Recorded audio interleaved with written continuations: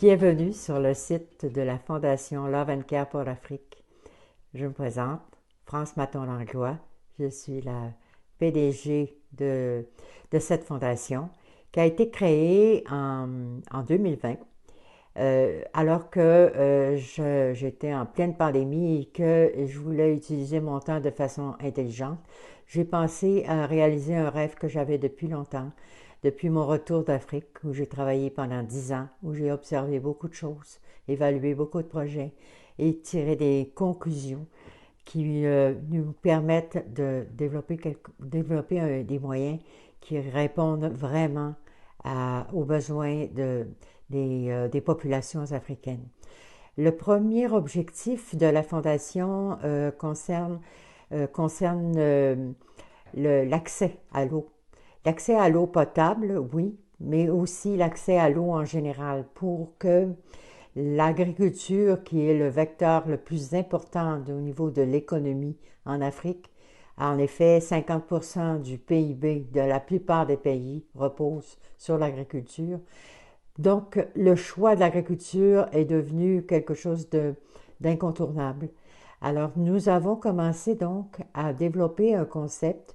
Je dis nous parce que j'ai travaillé avec deux femmes africaines dès le départ pour vérifier, m'assurer que mes idées correspondaient exactement à leurs besoins.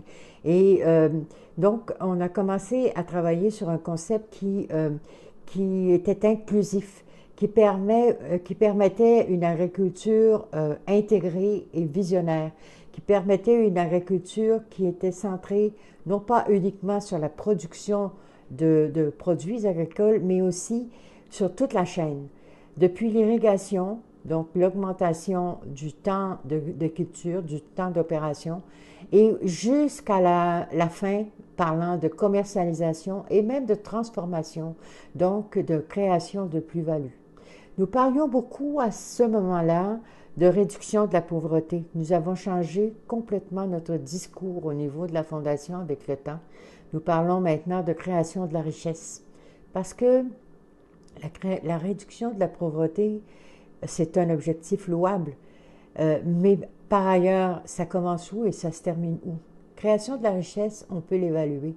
On peut voir comment les gens ont davantage de moyens pour réaliser leurs rêves, d'une part, et puis pour se développer au niveau économique, localement, régionalement et au niveau national aussi.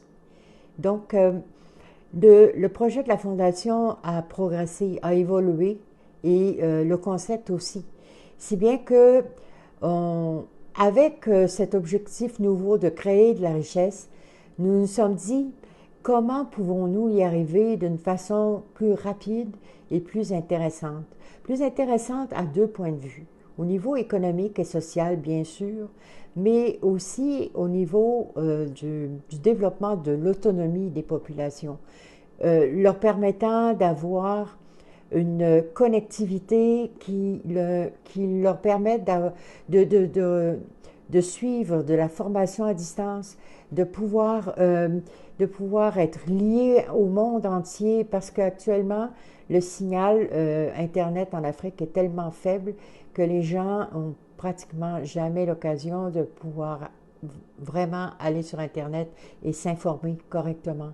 D'autre part aussi, l'agriculture de précision avec l'irrigation goutte à goutte qui permet qui est gérée par intelligence artificielle et qui permet donc des, de sauvegarder la ressource eau, de sauvegarder, de sauver jusqu'à 40 à 70% d'utilisation de l'eau. Dans un contexte de réchauffement climatique, je pense que c'est essentiel et c'est tellement important. Notre concept repose essentiellement sur des moyens qui respectent l'environnement, la biodiversité, le développement durable.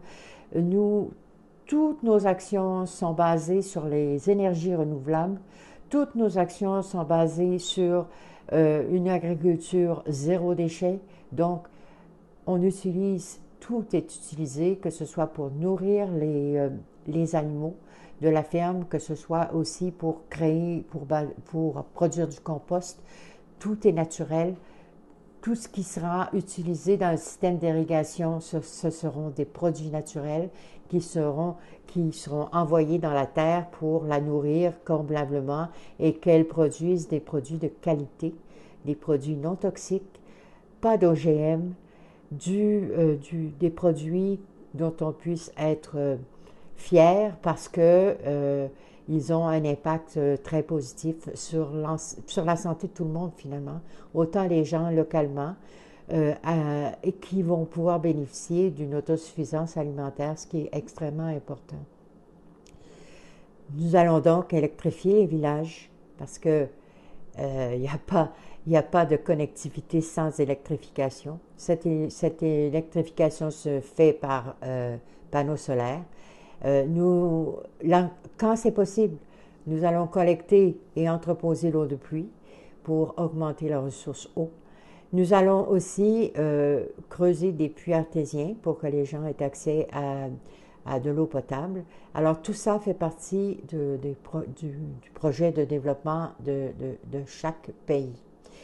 Nous avons présentement un projet qui va bientôt se réaliser en Guinée-Bissau. C'est le concept dont je viens de vous parler. Par ailleurs, ce même concept va être utilisé ailleurs, dans d'autres pays d'Afrique, avec beaucoup d'intérêt de la part des gens qui participent à nos discussions. Mais par ailleurs, chaque projet est distinct parce que chaque réalité est distincte aussi. Il y a des spécificités qui amènent des changements dans la façon dont on réalise les projets, mais le concept, lui, demeure le même partout. Nous travaillons présentement avec 12 pays d'Afrique, de l'ouest en est, à partir du Sénégal jusqu'en Tanzanie, et nous nous rencontrons à chaque semaine. Nous travaillons ensemble. Pour nous, la Fondation, ça nous permet de vérifier que nos concepts, nos idées répondent et correspondent à ce que les gens veulent, à ce que les gens analysent eux-mêmes de leurs propres besoins. Ce que nous visons essentiellement, c'est de faire en sorte que les Africains puissent développer eux-mêmes leurs propres moyens de développement avec un coup de pouce, c'est bien sûr, ils ont besoin d'aide financière, ils ont besoin de développer du savoir-faire et c'est là-dessus qu'on travaille présentement, le développement du savoir-faire pour que les gens deviennent de plus en plus autonomes. Donc, je pense que Love and Care est un projet intéressant pour l'Afrique. La preuve en est que ça suscite de l'enthousiasme partout et nous en sommes extrêmement fiers et très ravis.